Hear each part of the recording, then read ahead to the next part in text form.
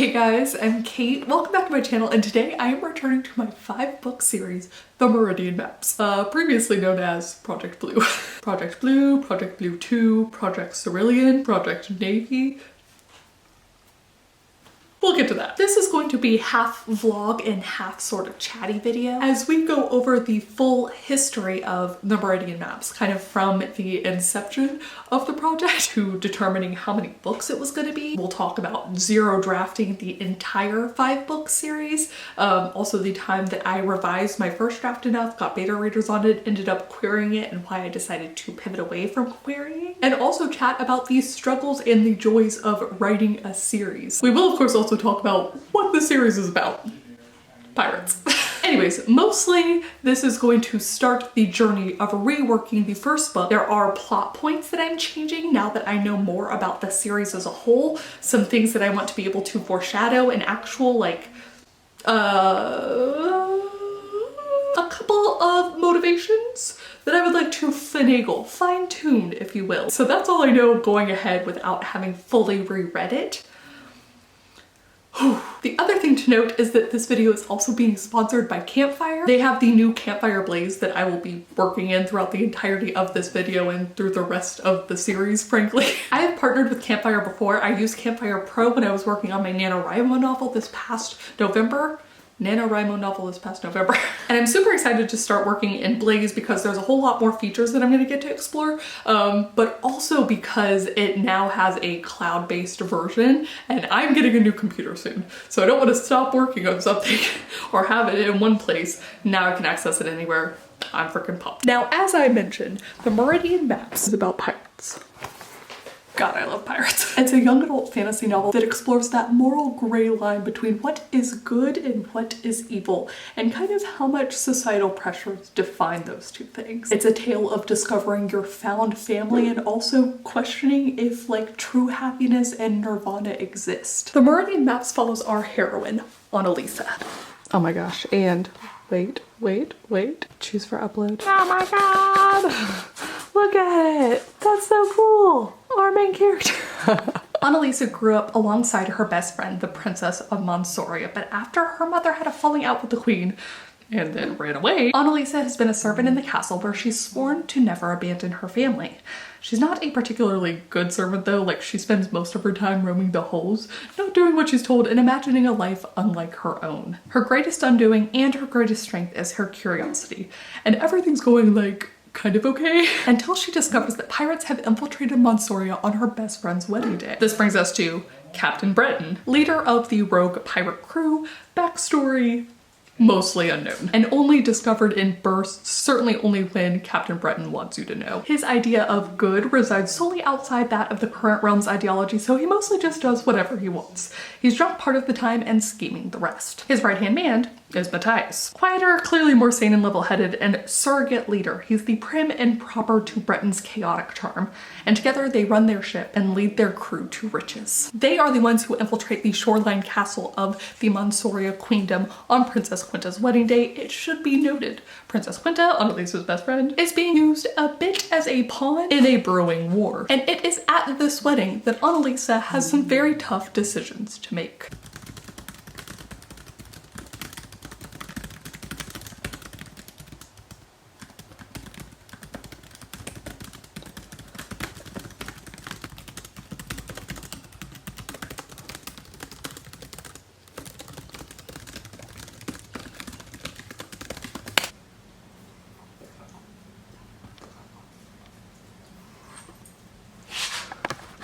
Personality traits I added. The physical attributes. I haven't added enough yet. This is the part that's going to be so helpful by the time I get to like the 4th, 5th book. It's going to be nice to have all of the history immediately in like immediately so that I can see it, so that I can just click on it and it's right to the side. Oh, I'm excited. As someone notoriously bad at naming characters, I think this is also gonna help. Because this is the draft that I have to name all the characters, right? So I had named most of them before because this is one that I've gotten beta read, but in, you know, books 2, 3, 4, 5, I did my usual of being like the queen. So what I didn't want is I do have a relationship that I tentatively called the ship. I think I'm gonna call it something else so that it doesn't try and highlight like it was attempting. But I just backspaced and it was an easy fix. So I always find that opening paragraphs are so tough. And I think the problem I've done, especially with this one, it feels like a different thing that I struggle with each book, to like a different reason I'm struggling with the opening paragraph. But this one I think is because I was trying to make it sound so grand, because I'm like, this is the start of a 5-book series and it needs to be like immediately attention gathering, and like I just put so much pressure on it. And then the following paragraph where I was like, one of those names belong to Annalise Vermont. No, just Annalisa. We're gonna just jump into the paragraph. What I think I'm gonna do is when I'm midway through the entire book rewriting it, I'm gonna come back to this opening paragraph, and I think once I'm in that flow state of being in the novel, fully in it, I'll be able to easily fix it without making it as grandiose or whatever in my mind. And I'm hoping that will unlock. We can do it first paragraph. We can do it. What's on the other side? The hill country. The hills. Yeah, there's a horse right there. So we go park that.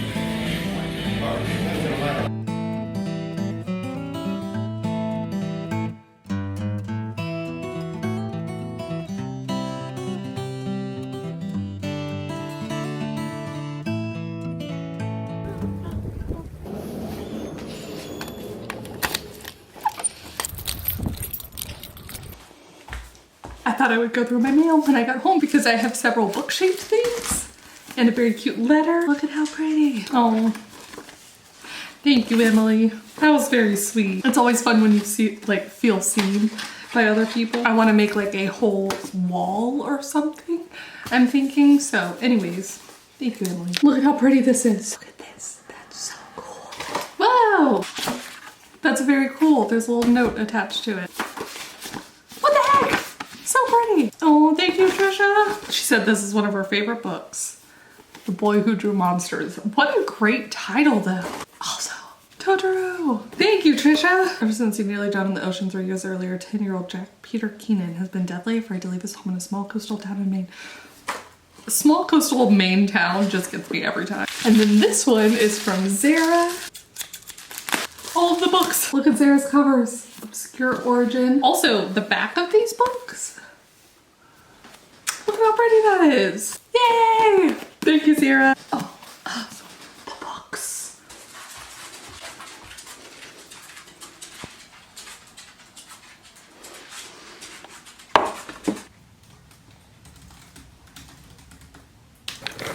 Okay, this is so cool. So I did the world. So in the world, I have multiple realms, multiple countries, and I can put you can actually put more than this. I just selected the ones that were important to me. So like the economic model and the minimum wage aren't things that really matter for me right now. Certainly it'll be nice that I can add it later if for some reason it does matter. But these are just like types that they already have. I do think biome would be helpful, so I would like to add that. Boop, boop. You can see I defined some of the tags like queendom and the common tongue. And then, okay, the coffee and the Cavanaugh. Could you see that? Coffee and Cavanaugh are important because they are main contributing factors to why our Princess Gwynta is being used as a pawn at the beginning of the novel. Yes, like the way lots of wars start. You have something I want or I need. You're not willing to trade it to me at a price or whatever that I find reasonable. Therefore I will take it. And then Monsoria is this small island, so I've jokingly called their major import to be military protection. But the war is brewing, they're seeing the signs. And I actually would like tropical rainforest.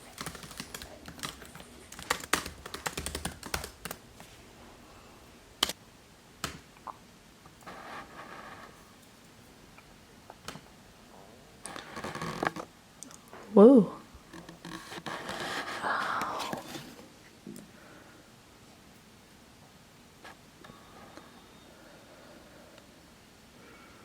Holy ship. That's cool. This time around, I'll also be doing a lot more research into this ship, the different parts of ship, the different roles, how my pirates differ from what is traditionally done in these aspects. I also want to design a couple different ships because that's going to be important. These are things that in the first book, because our main character, it's an entirely new world for her.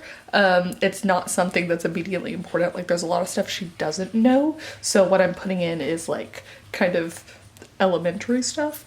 It's as she as the series progresses and she learns more and comes into her own sort of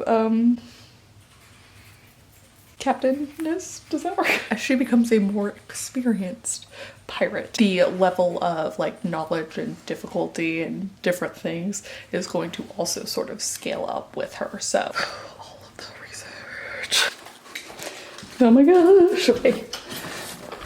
Computer. Ancient computer meet current computer that must be plugged in at all times. Beep, beep, beep, beep. Make way. Make way. Oh my god. Ooh, I think it's a little bit smaller than my current one. Boop, boop. See? Ooh. Oh, I decided the first thing that I would do was go to YouTube and then watch a Joanna Sadia video. I did also get a drink. But I want to show you the absolute best thing about this new computer. 467 gigabytes. I have been having to actively delete stuff off of this computer for ages. Even with the extra space in this little thing, I did not have enough space to do all my iMovie stuff. And then if I added Photoshop to any of that, I have lost hours, I think is what I'm trying to say. I have lost hours trying to just move stuff around so that that old computer could function while I was doing multiple sort of creative tasks. And now I have one that works and won't crash on me and it has so much space. I'm so excited. It also doesn't have to be plugged in all the time. Yay! Oh, you know what I could do? Look, watch this, watch this. Right here on the new computer. It's so easy. Open project. It my project. It my characters.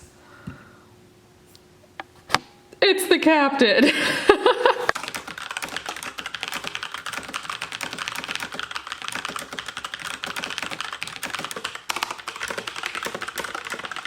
All right, so early on we get some description of what the castle looks like and basically where Annalisa is looking. I mentally switched it in this version. What I think I actually need to do is draw it out anyways. The castle grounds end up being important a couple of times in the novel, and what I need to do is not confuse people, confuse myself each time, so I think I'm gonna draw it again. But I will upload a map. Hopefully my drawing is better than my stick figures. I have attempted to draw this before, so we'll see how this goes. Okay. It's not good, but I do have some better stage directions now, and I'll put more info in as it becomes relevant as I describe it too, so.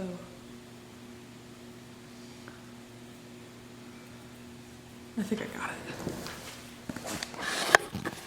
Okay, so you can see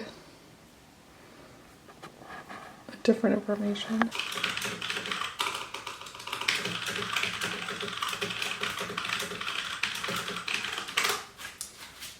Okay, so what I'm thinking I want to do is going forward, I actually want to print out my current copy of the Meridian Maps, the first book. So the last time I printed this out, I'm gonna have to go over our whole history with you, but it's a very old draft. So I want to print out the current draft and then I can do kind of like some highlights and stuff like that as I rewrite and put some notes in as other than like making it flow better, there's a few chapters off the top of my head I can tell need to change completely, but also places that I need to highlight so that I can interject in the foreshadowing and the other drafts I've done. So I'm thinking I'm gonna have Campfire Blaze on 1, on one monitor, my old drafts of 2, 3, 4, and 5 on the other monitors, and the notes that I'd already come up with for things that I needed to interject, and then a physical copy of the Meridian Maps as I'm reading through it. And I think that'll work. But because I've been imagining this kind of future way of revising and editing this book, I wanted to talk about a little bit of the Meridian Maps past. I first had the idea that I called Pirates 2015 in 2015. I wrote down pseudo outline notes on January 22nd, 2015, did not revisit it until once in March and then again in April of 2015. 2015 was a whole other life for me, right? So I was still at my corporate job and everything. This is very different dynamic, as was the story I was trying to tell at the time. Like, there are characters here. Nigellus? There's no Nigellus. Joss? Flavian? Who are you? Don't know. Also, I remember the sisters, who I called Georgina and Roseanne. The sisters were going to be a much bigger deal at the time, but just as the story progressed and grew, they just became significantly more minor characters. They're important to current Annalise's ultimate trajectory and how she feels and her past and all these things, and really serve as this divide between her, you know, blood family and her found family, but ultimately they do not play the role that I once thought they were going to. So I had key points and arcs, and that was it. None of those key points and arcs really stay the same. Then I started writing chapter 1 in 2017. So I had the idea in 2015. It wasn't until 2017 that I actually started writing it. And actually August 2017. So like 2.5 years later. This is how a lot of things go for me, where I just need some percolation time. It needs to brew up here. Oftentimes I have a concept I want to play with, but no character, or I have a character but no concept, and it's not until the two merge together that I really have my story. And that process takes a while for me. Usually. Project Death was a weird exception. Anyways. Now from August 2017 to March 4th, 2018, that was the last time that this document, chapter 1, was edited. I believe, if memory serves me, I went through and revised this novel once before I ended up giving it to beta readers. That was when I printed out my copy of the book. I actually printed out multiple copies and I gave them to my beta readers, and then I set off on my super mega solo road trip in 2018. While I was doing that, I read the novel and I made my own notes and I commented and I documented this whole process. I believe I got that feedback around July, and that's when I started sort of implementing it. I made a video on January 5th, 2019 called Expectations versus Reality, using Project Blue to sort of roast myself and how long the writing of the book took me versus what I thought it was going to take me. And all this time I had planned on trying to get this book traditionally published, as it was a young adult series. And so on April 28th, 2019, I made a video about querying and my evolving thoughts. So my thoughts on querying are sort of complicated, or because I want to be a hybrid published author, fingers crossed, trying to determine what I want to indie publish myself and what I want to attempt to get traditionally published has always been sort of an interesting internal conversation. But here's what I did. I queried 4 agents. By the way, this is not enough agents. If you are legitimately wanting to query and you're not going to change your mind like I did, you got to query way more than that. Do them in rounds so that you can edit your query letter. I'm going to link down below some people that are on the traditional publishing track who talked about this more, but I queried 4 and I realized then that I just wanted to pivot. I did not want to traditionally publish this book because I, you know, was pretty set on it being a 5-book series, and I just personally didn't trust traditional publishing to a series that long. And I'm not here to debate people on if that is true for them or not. This was just what was true for me. So now I basically had only 1 novel fully written, and also it was only 1 novel that I also had made a few changes for to be more, I thought, fitting of the traditionally published market and weren't ultimately the original story that I wanted to tell. I think it's fine for stories to evolve, but because I now have the freedom, I decided to change some things back to what I originally wanted. So I have a novel that's not even fully what I wanted to tell.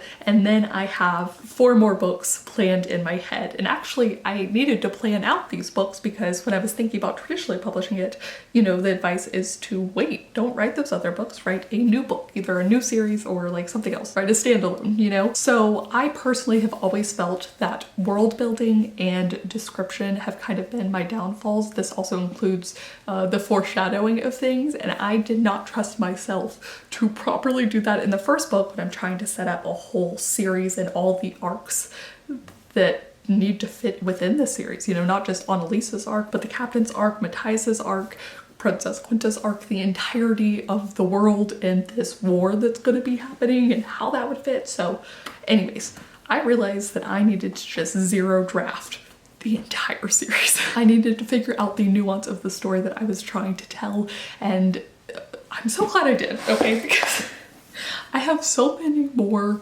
countries now. There's, you know, different royalty that's involved that I never would have expected. I ended up coming up with a companion book that I think would be really fun to sort of supplement and show a different side of things. I came up with a lot. So now is the time. Now is when I'm taking everything in 2 to 5 and trying to put it into the first book. And not obviously all of it, but the stuff that needs to be foreshadowed. I also at one point made up names of countries in the first book. Now I can substitute them with the actual names that I came up with in the history and just tidbits, you know, just sprinkle it in, make it feel more fleshed out. And so I'm super excited about that. I think that's going to be the biggest plus side of Campfire Blaze for me, is that it's just built to encompass so much of this world building, so much of the parts that I still struggle with, even having written at least the zero draft of these 5 books. I think my favorite feature also was as you're typing, and it has the little squiggles for either the characters' names or like the country or the relationships that you've created. So very cool, so very helpful. I'm freaking pumped, but I do realize that I need to have a printout in front of me.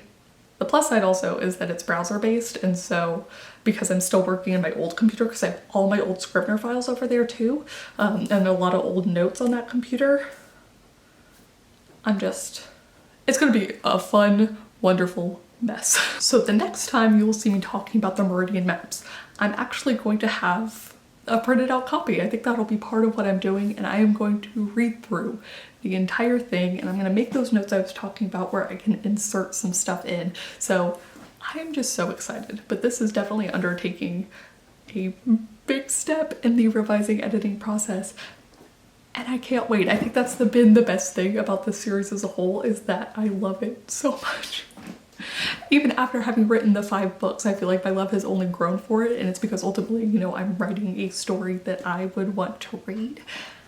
And I can't wait for it to be done and be as good as it can be and just have that in my hands. I'm so excited. But I do want to thank Campfire again for sponsoring this video. I will leave a link down below so you can check out Campfire Blaze for yourself. It is free. It'll just limit the number of entries you can make, so I absolutely recommend trying it out, see if you like it. But please do comment down below. Let me know if you've ever written a series before. Let me know if writing a series scares you and maybe that's kind of what's been holding you back. Yeah, let me know about pros, cons, what you've discovered along the way. I would love to know. Thank you guys so much for watching, and I'll see you all very soon in a new video. Bye. No, that switches the tabs. Whoa!